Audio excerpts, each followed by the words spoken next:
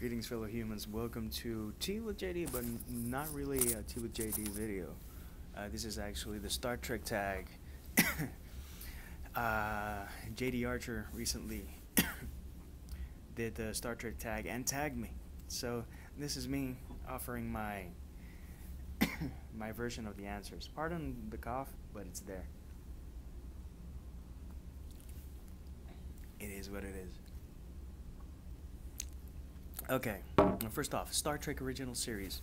A corny yet entertaining book, because I'm actually watching the original series as well, and the original is corny but very entertaining.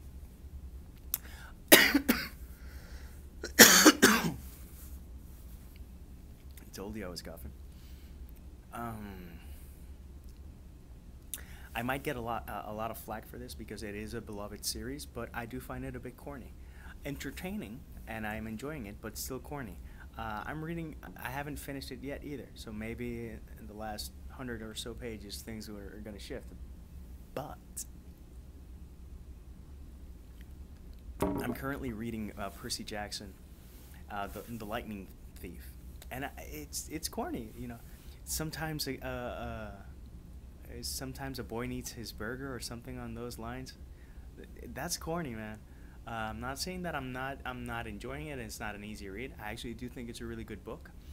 I think I would have enjoyed it a lot if I got to it a lot sooner in my life. Being 36, I don't think it's and with the stuff that I enjoy, I think I think I would have benefited a lot if I would have read this 10 years ago when I was 26, because I'm old. That said, it's still an enjoyable book. It does have its moments.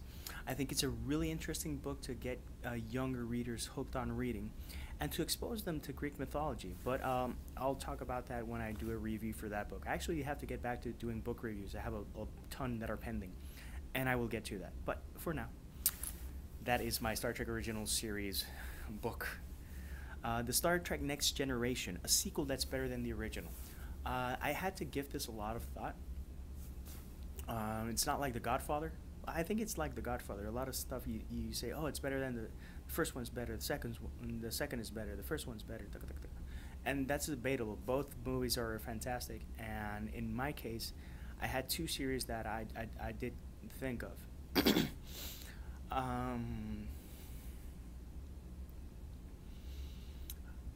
First off, I think Dune Messiah is one hell of a book. Dune is one of my favorite books, and Dune Messiah took a lot of balls to write because it is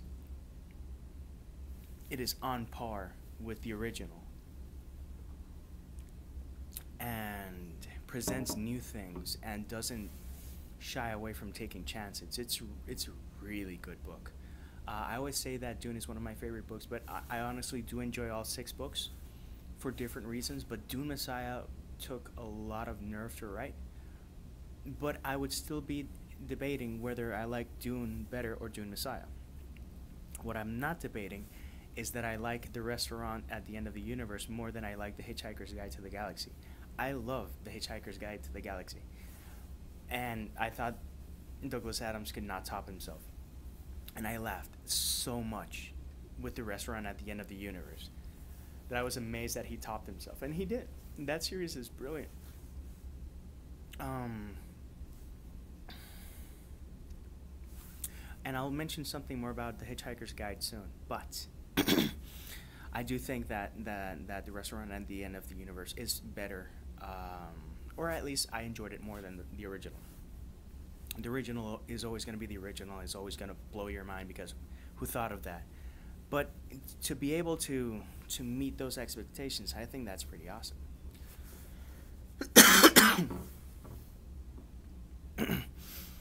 Third question, Deep Space Nine, a book or series with a great ensemble cast. For this, I can find no better option for me than the Harry Potter series. I know it's a series that gets mentioned ad nauseum. I know that. I get that. But I mention it specifically here for a reason. It's not just Harry. It's not just Harry and Ron. It's not just Harry and Ron and Hermione. It's Harry, Ron, Hermione, Hagrid, Dumbledore, Dobby, Hedwig, Mad-Eye Moody, Sirius Black, Bellatrix Lestrange as a villain, Dolores Umbridge as a villain, Voldemort as a villain, Molly Weasley, Fred and George, Snape, Luna Lovegood. I love Luna Lovegood, and the list goes on and on and on of so many memorable characters. I think that apart from the creativity to create to craft the wizarding world, the level of detail and love given to each of these characters, I think, is one of the most amazing things. I could have mentioned The Lord of the Rings, but I don't think it has as many characters that I am in love with as Harry Potter. Harry Potter is a ton of characters that I'm. Even Lucius Malfoy, he's an asshole, and Draco Malfoy is conflicted, but they are memorable to the point that you can say, oh, that person is like kind of like this. I think she did fantastic. I'm a huge fan.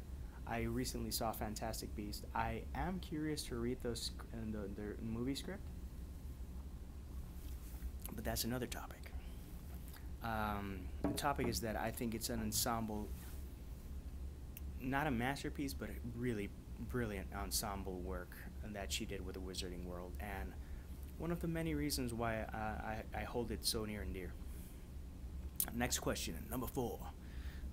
Star Trek Voyager, a book or series involving an epic journey. Initially, I thought Neverwhere by Neil Gaiman. I could say Lord of the Rings. The thing is that JD mentioned Lord of the Rings. I think that's one of the most epic journeys. Then I thought Neverwhere by Neil Gaiman because it is so unique and weird. But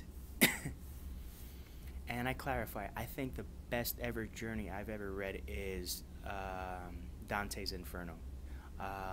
The Divine Comedy is brilliant, but the Inferno, that's crazy. It's still, people still read it today and go like, wow, that's intense.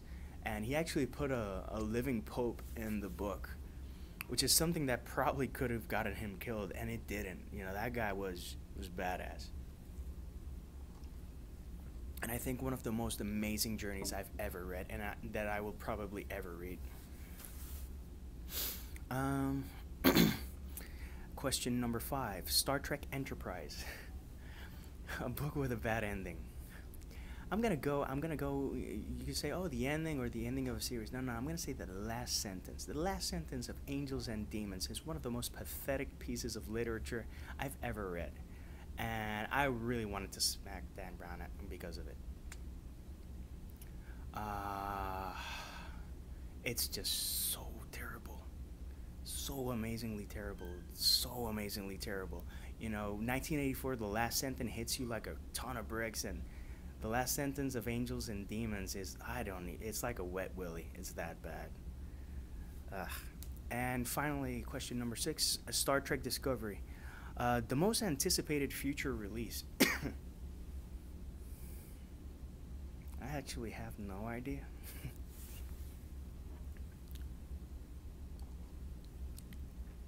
Basically, anything by Neil Gaiman, I'm always keeping an eye out. But the way that I go about reading, I rarely read stuff that when it comes out. I normally read it minimum 1 year down the line. Or something of the sorts. The Cursed Child is one of the few exceptions that I bought when it came out and I read within a month. And the Harry Potter books are some of the few exceptions. The rest, I'm just basically traversing the literary universe to see what piques my interest. And it doesn't have to be what's new, what's brand new. To me, what I'm most expectant to read for the new year, there's a couple, and I'll actually give you one that should be released in 2017 that I'm looking forward to. From the books that I'm definitely gonna read, Jason Greenside's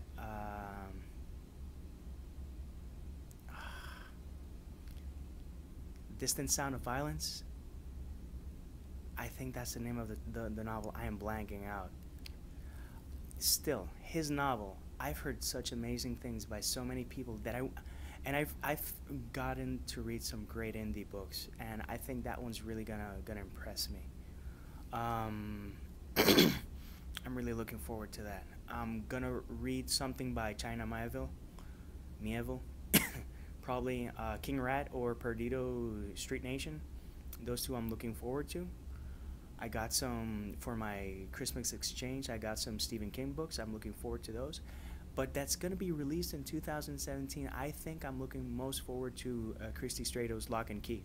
She's been working hard on it, and what tends to happen with her, she's also an indie author. She's a great indie author, and she's got a solid channel that you should definitely check out. She has an expectation of what a book is going to be, and then it keeps growing, which I think is a fantastic problem. It's a happy problem. And Lock and Key has grown and continued to grow and evolve. And you know, when you're a writer, that stuff happens. And I think that that by the end, although she's frustrated by the time that it took, the additional time that it took to complete it, everyone in the end is going to be happy because the end product is going to be worth it. Her first book, Anatomy of a Darkened Heart, was a great book and one of my favorite reads of the year. Highly recommended. We'll be doing my top 10 reads of the year in blog form and vlog form. But yeah, I'm really looking forward to that book from her and from a lot of indie writers that I know. I think I am more in tune with what indie writers are releasing simply because since we're a community, we interact and we're rooting for each other, and I think that's great. It's really nice to count with the support of a lot of people and to see people go for it. And I invite everyone to read indie authors, not just indie authors. I read classics too and modern day new releases, but I like to mix and match.